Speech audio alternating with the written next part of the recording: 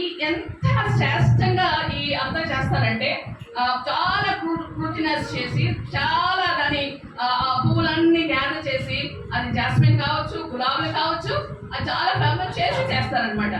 అయితే ఆ మంచి తైలంలో ఒక్క పురుగు పడితే ఎలా ఉంటుంది? బుక్కామాని తైలంలో చచ్చిన ఈగ ఒకటి పడుత చేత ఆ మంచి సువాసన ఏమైపోతుంది? ఆ ఈగ పడినందుకు చెడు వాసన. Glory to God. ఇప్పుడు నెక్స్ట్ చదువు. కొంచెము బుద్ధిహీనత రాసులో ఉంచిన ఎడల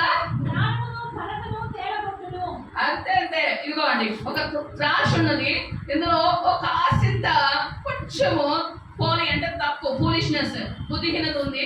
ఇది ఇక్కడ మంచి జ్ఞానము, మంచి ఆలోచనలు ఉన్నాయి. అప్పుడు ఇది ఏం చేస్తుందంట? ఈ బుద్ధిహీనత ఏం చేస్తుంది? ఈ జ్ఞానాన్ని కూడా తెలగొట్టేస్తుంది. అవునా కదా? అన్నీ బాగున్నాయండి ఈ వ్యక్తిలో, అన్నీ బాగున్నాయండి మా పాస్టర్ గారిలో. ఒకటి ఏంటంటే కోపం. అవునా? ఆ కోపం ఉంటే ఎవరైనా దగ్గర రాగలుగుతామా? నో బడికే. ఆయనకి ఇది నా బాధ, ఇది నా వ్యాధి అని చెప్పగలుగుతామా?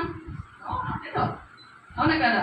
అందుకనే మనం శ్రేష్టమైన వాళ్ళము. అయితే ఈ యొక్క క్రైస్తవ బిడ్డలుగా, ఈ క్రైస్తవ జనాలుగా మనము ఈ యొక్క పొలంలో, క్రీస్తు ఇచ్చిన పొలంలో మనం వెళ్ళినప్పుడు ఎలా ఉండాలంటే, ఎక్కడ కూడా ఎవరికి కూడా ఒక ఇన్సిడెంట్ కూడా ఫూలిష్నెస్ మనలో కనపడకూడదు.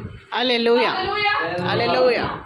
నెవర్. మన ప్రాణం పోయినా కూడా మనము తప్పు ఉంటే తప్పు ఒప్పుకుందాం, తప్పే లేదు.